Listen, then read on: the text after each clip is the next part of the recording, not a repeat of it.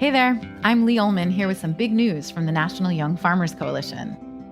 We're partnering with Heritage Radio Network on a special season of The Farm Report. It's all about what's happening with the Farm Bill and how it impacts farmers and eaters. I am growing diversified vegetables on land that's been in our family for 150 years. And so with the pandemic, gentrification, property values going up, we had to sell the land and we lost it.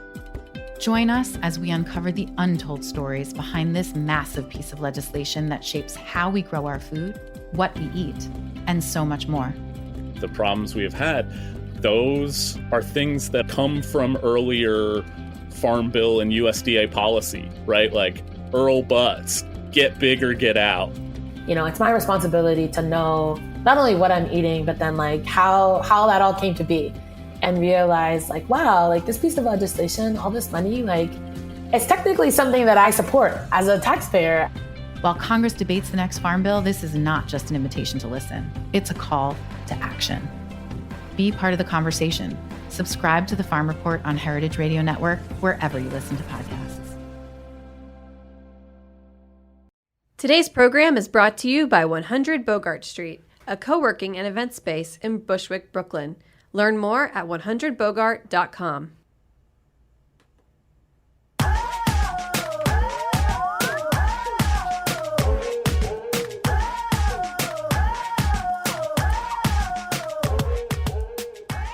Hello, and welcome to A Hungry Society. I'm Portia Wilson, and this is the show where we talk about food, food media, and so much more.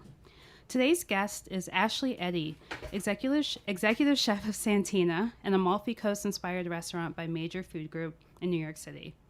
Ashely helped launch Santina as an line cook and worked her way all the way up to executive chef in just 3 years, which is amazing. Thank you.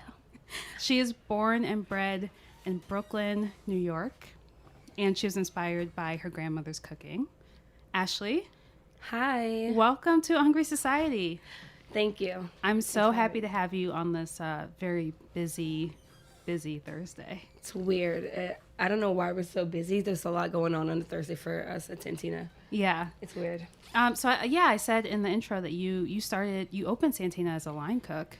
Santina, by the way, I should back up, is a delicious restaurant right under the High Line in New York City in the meatpacking district. And the menu, well, how would you describe the menu? I would say it's exactly what we call it. It's coastal Italian. It's very light Italian fare.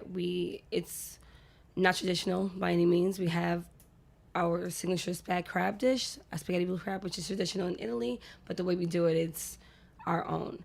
And that's the idea behind all the food. It's looking at it on the plate in front of you, it might seem simple, but there's a lot that goes into it, and that makes it special. Mm-hmm. So we say, Italian, coastal Italian, but with a kind of a spin on it. Mm-hmm. So how did you get started in cooking? My grandmother, my family stuff, I would always cook next to her. I was her little helper. Mm-hmm. And then as I got older, I think she knew before I knew that I might be a chef, because she would have me cook for the family sometimes. Randomly after school, she'd have something for me and say, here, cook this for us.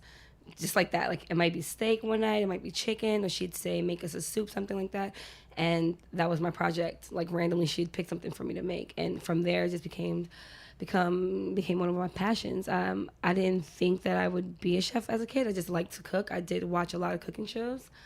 Every Sunday I would watch PBS. I would watch Lydia, Jacques Pepin, and there was a show called Colomeco Show. He was a chef that would go to other restaurants and eat and like explore the kitchens, and that kind of appealed to me, but it still never occurred to me that I could be a chef. So we have the PBS thing in common, because when I was growing up, my mom, we didn't have cable. So I would like live by PBS, and I'd watch all those cooking shows and like Ming Tsai and all those same thing. What's the show? Martin Yan. If Yan can't cook, so can you? He's like, that's one of my favorites. He's like one of the originals. Yeah. Like he's still very entertaining to watch. So when was your grandmother like asking you to cook after school? Like, how old were you? That was like junior high school. Wow. Junior high school, I used to go over there every single day. while my mom was at work, and then she'd come pick me up. And while I was there, though, I would, cook and didn't do my homework. Just cooked and hung out. And, that was just kind of what solidified it for me. So I spent a lot of time at my grandma's house, and so I got to see a lot of different things. I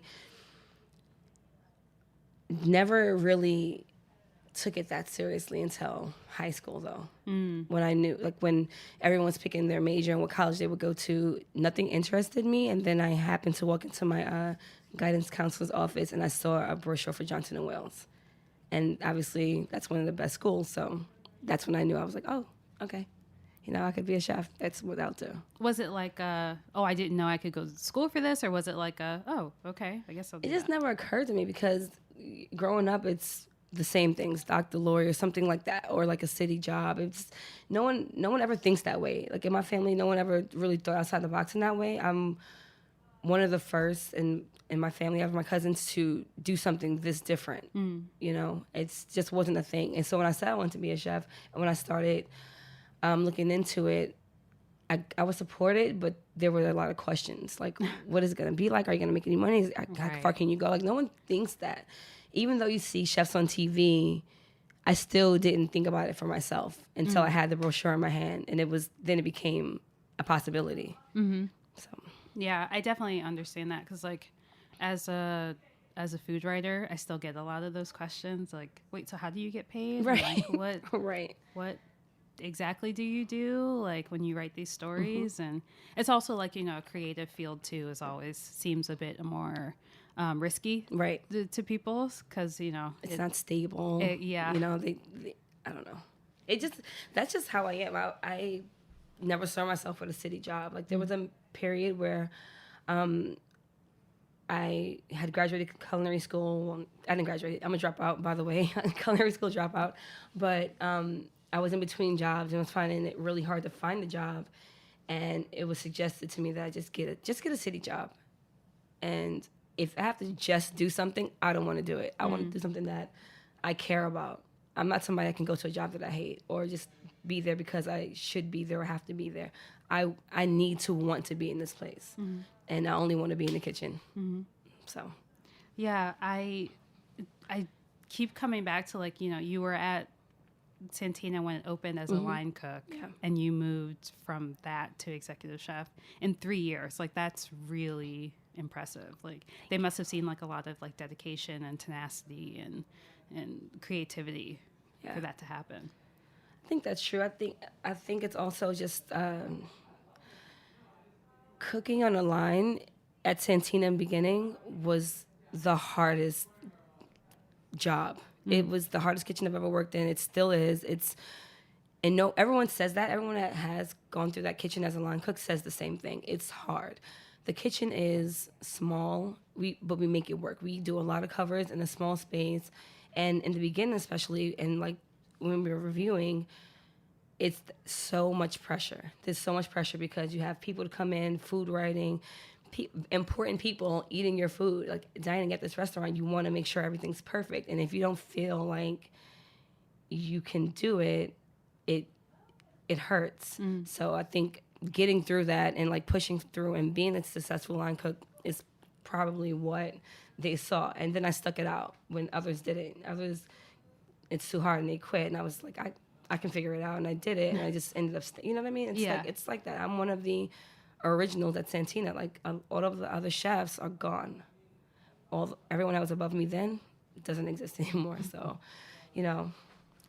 Speaking of important guests, I read that Lady Gaga is a huge fan of Santina.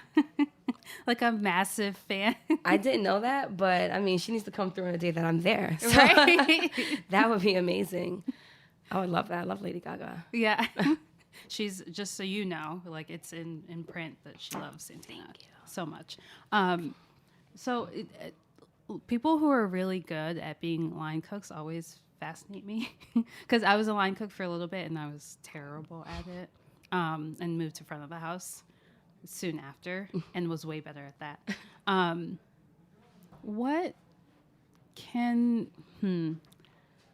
What's a line cook shift at Santina like? Like how intense is it? If it's a day shift, it's pretty chill because you are just prepping mostly and you're getting ready for the PM line cooks to come in. But if it's the AM shift and it's busy, it's like crap, like you're cooking and prepping, and it can be a lot. Like, it's not an easy job by any means at night, on like especially the weekends. Just having the space that we have, it's hard. It can be rough. You know, I work the line now, and I'm like, how did I ever do this when it was busier? Yeah. I have to ask myself, like, how did I get this done when we were pushing out 400 covers a night? I don't know how. Like, it gets crazy, and I'm always proud of my line cooks when they can push through, because when I first started, there were a lot of times where I and a lot of the other chefs next to me wanted to leave, like, because it just gets to be too much. And yeah, I'm always proud of them when they can. It's just hard. It's busy, and there's a lot of things. Like, at the end of it, like I said before, on the plate, it looks so simple, but one dish can be like 14 ingredients. Right. And it just takes a lot to get to that end result, and it's every single pick, every single time. So just imagine just doing that over and over and like having to just go, go, go. You don't have a chance to chill. Mm-hmm. It can be a lot. Yeah. How do you approach creating new dishes for Santina, like dishes to put on the menu? It depends. Sometimes things just come to me that I want to play with. I'll get an ingredient in my head or a technique in my head, and I just go from there. Sometimes my bosses will tell me what they would like to see, and then they'll just say, hey, I'll do something with this, and I'll try to work with it. Like, I just came up with I did a caprese sandwich. It's, basil, mozz, tomato, but then there's fried eggplant on it. So it's basically eggplant parmesan sandwich. But when you see it and you eat it, it's not like any other one. It's crispy and light. There are layers of eggplant, and it's so good. But I come up with dishes randomly. It's never anything I sit and think about. It's always something that just happens in my head as I'm going about my day. If I'm watching TV, if I'm like on a train, I always have a notebook with me because I like to write things down as opposed to putting it in my phone. That sounds good, and I write it down. Like, I'm going to do a new scallop crudo this week. What do we have in house that is still Santina but different than whatever we're doing right now? Mm-hmm. So it's just kind of random. It's never anything that I study. Every once in a while, when I'm asked to put up a dish for tastings, every Thursday I have a meeting with the chefs and owners in the company. And a lot of times they've given me a week to think about it, but I don't figure it out until that morning, because this is how I am. Like, I can do really well in depression. That's essentially what it is to be a line cook anyhow. Right. That's it. It's kind of random. That's amazing. I've also read that you really take your role of leader and mentor very seriously for your team. What are some of the lessons that you hope you can like impart to them as you like lead them? Don't do it just to do it. I don't know. It's hard to say. Like, I have so many cooks that didn't start out as cooks or with aspiration at all, and that now, like, they really want to be chefs. I have porters that are now sous chefs. I have porters that are now some of my best cooks, and I taught them to just like stick with it and commit to it. And it just being on the line and having your coworkers around you depending on you and living up to that, that's what I would like to teach to them, because you are an asset here. If one cook calls out, we're kind of screwed, and so it's like that's one thing I'm actually seeing that I've given them, like to take everyone else into account, to commit to this role. I'm like, if you're gonna take it, if you want to be a line cook here at Santina, you need to dedicate yourself to it, because we're relying on you. I do, and I make sure that they know that. I think that's kind of what I give them, and I'm always get everything that I know. I want to teach them, like how to be a leader, how to take ownership of everything. I don't give you anything that I haven't done or I'm not willing to do myself. Right. I think that's the thing. Like, I've been in your shoes. I've been a line cook for 10 years, and I've gotten really good at it because I just stick with it, and I Yeah. What was the question? Did I answer your question? Yeah, you did. Good, okay. About what you want to impart and teach your staff in the kitchen. So on the way here, I was thinking, about a conversation. I was thinking, do I know any other Black women executive chefs in New York City? And I was like, I don't know if Sam at Henry has the exec chef title. She might be Sue. I'm not sure. But there's not a lot of head chefs that are Black women in New York City, which is crazy to me. Right. Because there are lots of Black women here. And there are Black women cooking as well. It's weird to ask you if you ever think about that, but I think about that. I think about being the only sometimes. I do. Up until Santina, honestly, I hadn't worked with as many Black Americans or African people. It's pretty diverse at Santina. I've worked a lot of places, and I've been, like I said, the only. My first restaurant, actually, there might have been one other Black girl, and she was front of house, but at Santina, it's so diverse. People from everywhere, all shades of brown. It's very diverse in that way. But I think overall, there aren't a lot of Black women cooking in New York. Maybe other places, but it's not in New York that I've seen. I've worked a lot of places, and I just don't see it often. I don't know why that is. Yeah, I was going to ask you, why do you think that is? Because, there are a lot of restaurant jobs here, and chefs are always talking about, I need to hire more people. There's not enough in the labor pool, and blah, blah, blah, blah. But I don't see, different kinds of people getting jobs at these restaurants. I don't think they're applying, honestly, because I always have ads up, and I get the same people. I get everyone I get, they look just like the last person that came in. I've hired a few Black American people, but not a lot. I don't get a lot of inquiries. I really don't know why that is. No idea, honestly. Does that ever feel like pressure, to be the only one? No. I feel fine with that. Hopefully someone sees me and thinks maybe right now they can't see themselves in that position, and they see me and now they feel like they can. I don't know why they're not applying. I don't know why we don't get those people, but if I can start a trend and they, jump on, then that's great. And if not, then I don't know.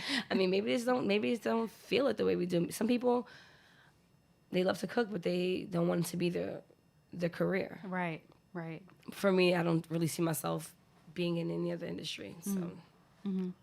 So when you're not in the kitchen, I've seen a few pictures of you on a surfboard, on was it a jet ski? I was on what was it? Oh, a dune buggy. Is that a dune buggy? Yes. Yeah. When you're not in the kitchen, you are adventurous and traveling, it seems. So the two things you're referring to were company trips. So. Oh, wow. Right. So the dune buggy was in Vegas. We had, I want to say a company appreciation retreat. It was for the senior management and people that have been with the company for 4 years and more. So we were in the middle of the desert. We hiked, and then we went dune buggy riding. It was great. I had a blast, and I don't think I would have thought to do that otherwise. Right. But it was fun. The picture of me on the surfboard, we were, what's it called? I don't know, paddleboarding? Yeah. My first time doing that. I'm a decent swimmer, but not good enough to be way out in the water, so I was definitely scared at first. But I was like, I'm just gonna try and what happens. I fell in the water twice and it's fine. I didn't die. But I had a blast. It was fun. And I think I can do it again. I'm pretty adventurous. I've been skydiving. Wow, where? In Long Island. In Long Island? I went for my 25th birthday. It was a blast. I was scared to death.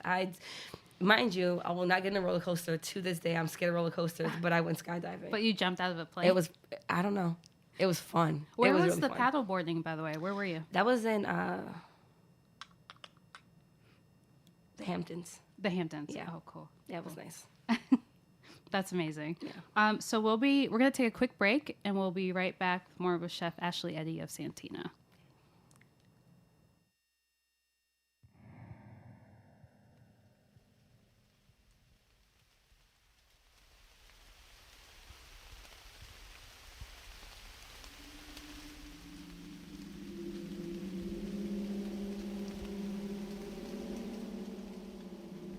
"100 Bogart has made much progress over the past year since their grand opening. They are a growing community of professional freelancers, entrepreneurs, and startups. Their dedicated team guarantees you receive a productive and worry-free work environment. 100 Bogart is currently filling up their 2-person to 12-person private offices.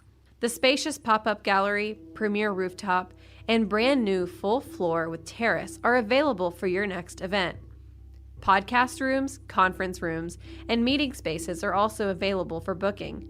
100 Bogart hosts events like art exhibitions, pop-up stores, product launches, and fashion shows. Heritage Radio Network is a proud member of the 100 Bogart community and often holds events in the building. Visit 100bogart.com to schedule a tour and learn more.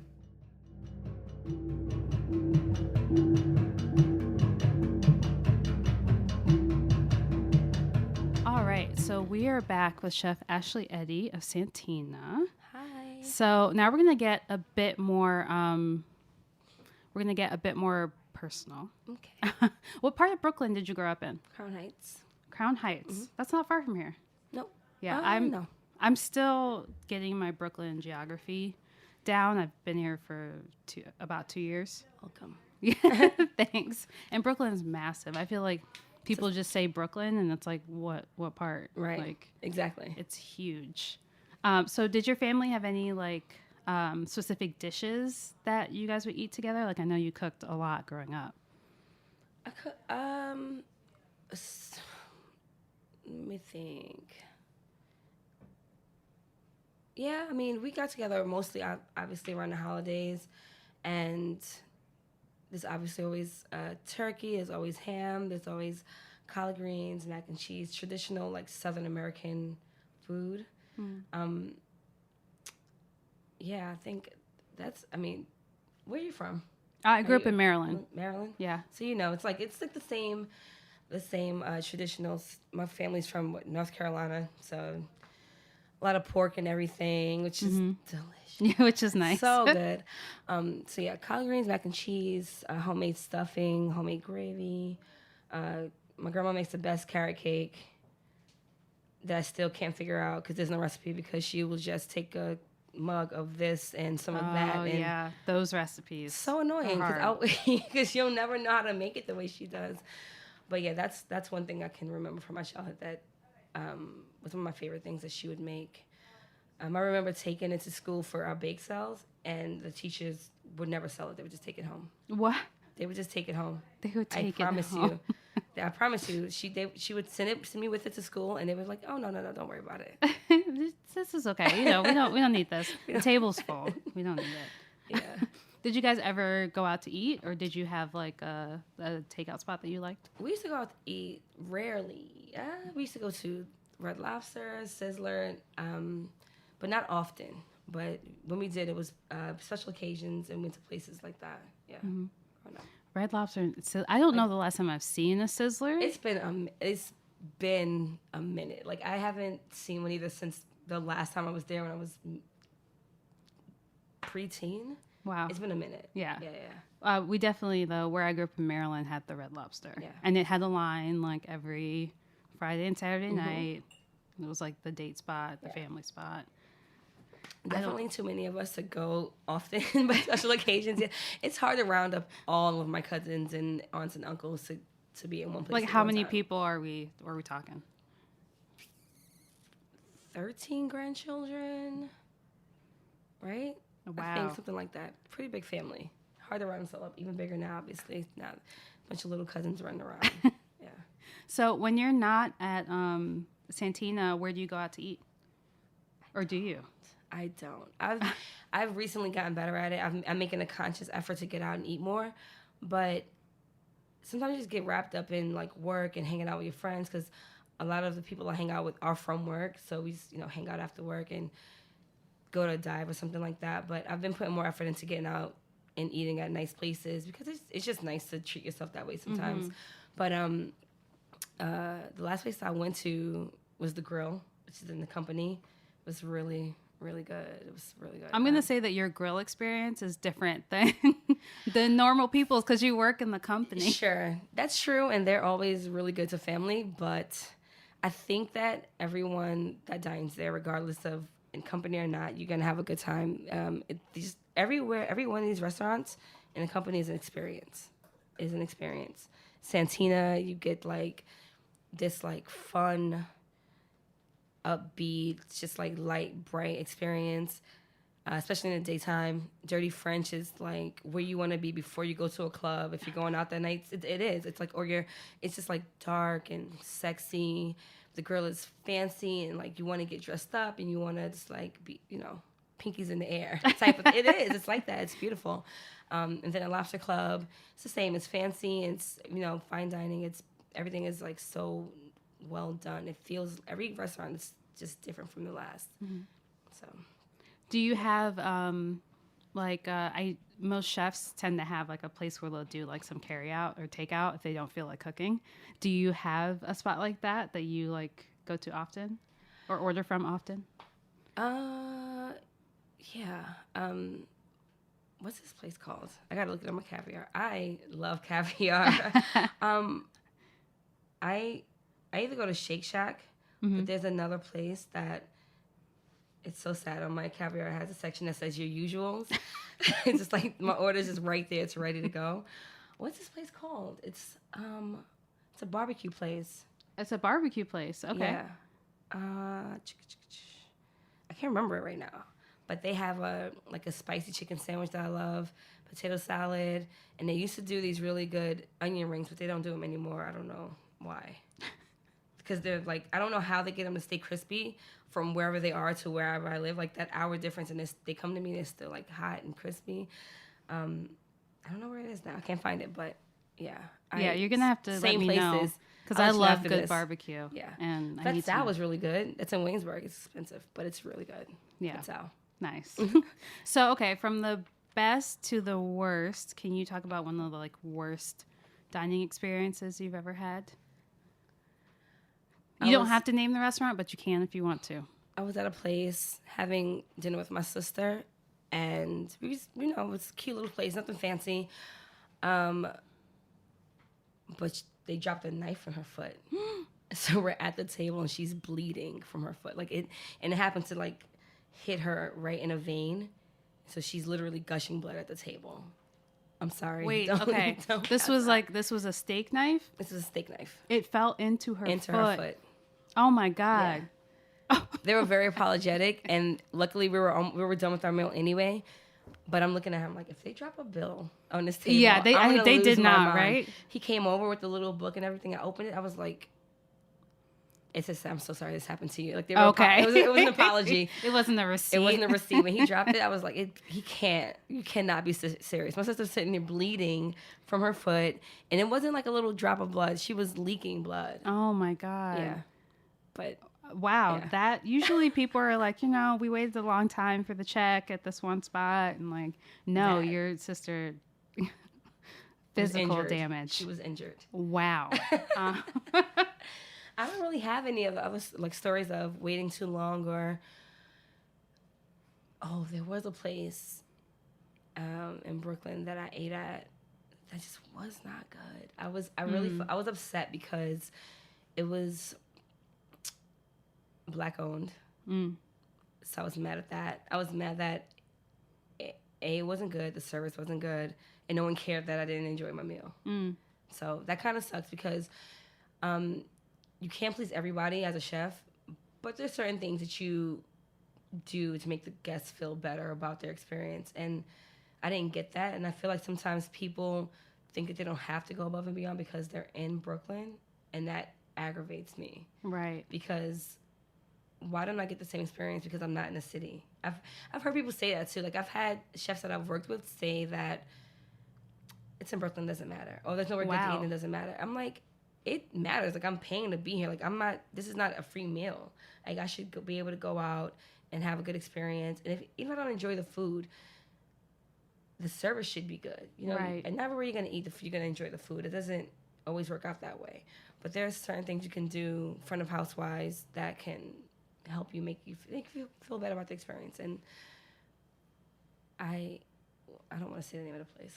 It's not even not worth it. It's funny you say that. I was having a conversation with a friend recently about service I've had in Brooklyn, where it's just like you sit down at the bar and they're pretty much like, why are you here? Mm-hmm. And it's like, I'm here for a drink. Can I please have a menu? Yeah. You know, I'm paying money. Right. Like, it's just like, what's the disconnect here? Like, why is the service that way? It's interesting that chefs have said to you, it doesn't matter. Yeah. That's terrible. Yeah. Wow.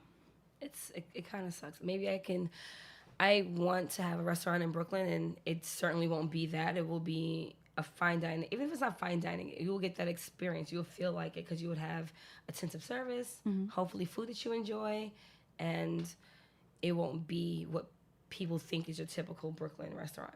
You know, it'll be, because there are some really great restaurants in Brooklyn. So when people say that, I'm like, even if it's not a well-known place, I know where to take you to eat good food in Brooklyn, okay? Even if it's not like the fanciest sit-down restaurant, I can take you to a shack up the block that has the best jerk chicken, you know, or whatever it is. So I hate when people act like you can't find good food in Brooklyn. Or if you do, it has to be in Williamsburg. Sorry. No, that's okay. So, okay, well, now I need to know, like, can you give me, like, maybe 3 spots in Brooklyn that, like, they don't have to be fine dining or sit down or anything. Like, one day in Brooklyn, you can hit 3 spots. Where are you going? And money's no object. It's all someone else is paying for it. Well. In that case. I mean, if I want to have West Indian food, I'm going to C&J in Flatbush. They have a few locations. Line's always long. The service is not the best, but it's like just go in, take out. It's delicious. It's always good. What are you having there? I'm probably going to have jerk chicken, rice and peas. Because, I mean, that's what you go there for. That's what you go there for. Yeah. Or oxtail is one of my favorite things to have. Oxtail, rice and peas, mac and cheese. There's Sunday in Brooklyn is one of my favorites right now too. I've been there several times. I love going there for brunch.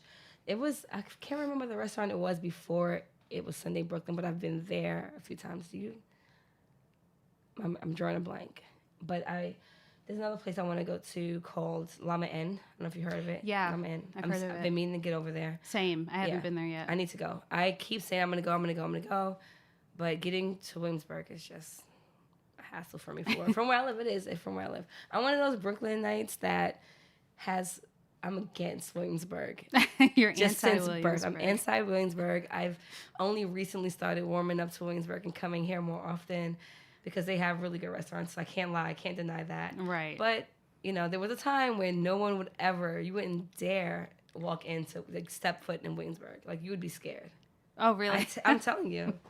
I talk about with my sister all the time. Like, people go to Williamsburg? Like, before it got popping, before it got to where it is now, you would never go over there. Now it's scary in a different way. Like, it's scary. It's scary, like, you have to push through, like, Whole Foods people. Oh, my God. And, like, yeah. The farmer's market crew. It's so packed. It's so packed. busy. Always. There's never a time when I've been there, it's not jam-packed with people. Mm-hmm. Whatever. Yeah. Yeah. That's good to know. Very good to know. Okay, it was Sunday in Brooklyn, potentially Llama Inn, C&J, and what was the last one? I don't think I said the last one. For Brooklyn, I don't eat out a lot in Brooklyn. Because I tend to go to places, like, right after work. Am I bad Brooklyn? Well, then that's perfect. Am I then. bad Brooklynite? Well, what would be the, like, last stop in Manhattan and then you go home? High Street on Hudson. High Street on Hudson. Okay. So good. It's right around the corner from Santina. I think maybe 2 blocks away. There or Beatrix Inn. Okay. Yeah. It's not far from walking distance. I've been there a few times after work for a drink, and their burger, their dry aged burger, it's So best I've High ever Street had. on Hudson, for listeners who aren't familiar, there's a location in Philly, and then they opened one in Manhattan. Really good homemade pastas and breads. And then Beatrix Inn is run by a female chef and meat-centric. Yeah. Angie Marr. Angie Marr, yeah. Meat-centric and... You have a good memory. What do you? I mean- feel like you. My memory's terrible. It's kind of my job, though. Yeah. Like, this is what I do, so... Okay, so my last question for you. If you could have your last meal in a restaurant, where would it be? What are you eating, and who's invited? My last meal in the restaurant. And it doesn't have to be in a restaurant, but... You mean it's my last meal because I'm Yep, 'cause- terminally ill and this is my 'cause- last night on the planet? This is it. Yep. I think it was my last night on Earth. I think that it's not in a restaurant. It's in my home and it's with my family. And it's my grandma is definitely there because she's a big part of why I cook. And my mom too, obviously. She's a big part of my cooking for a different reason because single mom, I used to cook for us. So I think that it's my family and I'm thanking them because they're all supportive and they're all part of the reason why I'm a chef in some aspect. I've had family members that have cooked and worked in restaurants, so it's like it's a family thing, and I think that that's what it would be like. And I would just be cooking for them and enjoying what is probably sad. Their company, Sad yeah. night during their company, yeah. I think that's true for me. I should have also said you can invite anyone, living, dead, celebrity, historic figure, anybody, Oh, you didn't say that. whoever you want. Anthony Bourdain is there. Yeah. Love him. Sorry, R.I.P. Beyonce is there because I love Beyonce. Sorry. People hate on Beyonce, but she's an inspiration to me. Yeah, I don't know. Who else would I want to be? Oprah's there. Because I love a strong black woman. The instrument. What? Listen. It's not, I can't name one right now. Maybe that's on me. That's direct. Like that's a chef that I'm looking at for that. So, yeah. Wow. Do you know? That's any a black women good, chefs? I mean, yeah, like Leah Chase and Carla Hall and... Yeah, I know Carla Hall. Yeah. But yeah, I mean, as far as... I want more of us. Oh, for sure. Yeah. More, please. Well, you're leading it, so... I'm trying. Yeah. Ashley, thank you for being on the show. Of course, this was fun. Yeah, I feel like you have to come back at some point, and we got to do this again and revisit all the things we talked about. Yeah. Great. Thank you so much. And please check out Santina. Do you have any like social media handles you want to drop for listeners? Sure. My Instagram handle is Chardonnay and Tacos. That's the only great. way. I'm only on Instagram, and I'm hardly ever on Instagram, but I do post all my new dishes and my dining experiences. It's not a bunch of selfies, so it's more interesting than that. So, Chardonnay and Tacos on Instagram. That's a great handle. Thank you. It's really great. Thank you so much for listening. We'll catch you next week on A Hungry Society.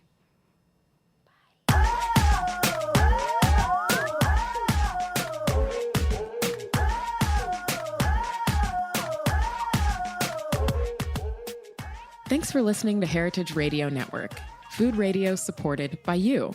For our freshest content and to hear about exclusive events, subscribe to our newsletter. Enter your email at the bottom of our website, heritageradionetwork.org. Connect with us on Facebook, Instagram, and Twitter at heritage_radio.